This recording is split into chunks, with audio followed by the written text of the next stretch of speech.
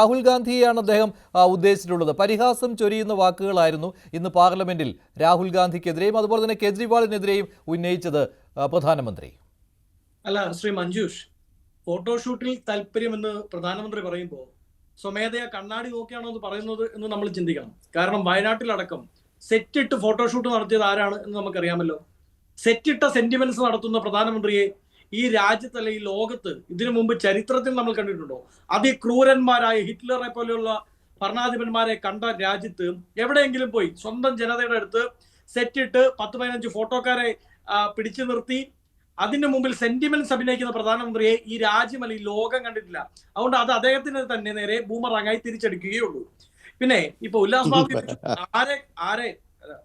ശ്രീ ഉല്ലാസ് ബാബു അങ്ങ് ചോദിച്ചു ആരെ കണ്ട് ജനം വോട്ട് ചെയ്യണം.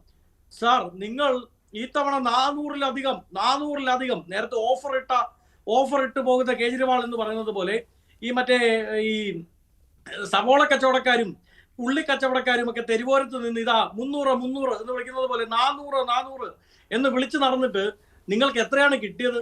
അപ്പൊ രാഹുൽ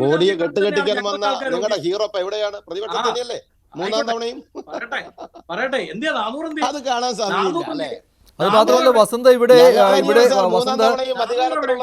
ഇവിടെ വിനോദ് മാത്യു വിൽസൺ അവകാശപ്പെട്ടത് അത് കേജ്രിവാളിന്റെ കഴിവ് കൂടിയായിരുന്നു എന്നാണ്. കേജ്രിവാൾ ജയിലിൽ പോയതിനെ പോലും ഉപയോഗപ്പെടുത്തുകയായിരുന്നു രാഹുൽ ഗാന്ധി എന്നാണ്.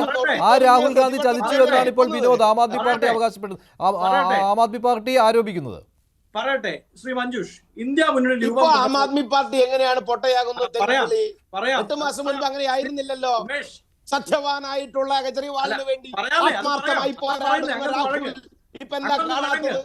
അങ്ങൊന്ന് വഴങ്ങ്, ഞാൻ പറയാം, അതിന്റെ ഉത്തരം പറയാം. ആ ചോദ്യം ഉണ്ടെന്ന് എനിക്കറിയാം. അതൊരു നാച്ചുറൽ ക്വസ്റ്റ്യൻ ആണല്ലോ, ഉത്തരം പറയാമേ.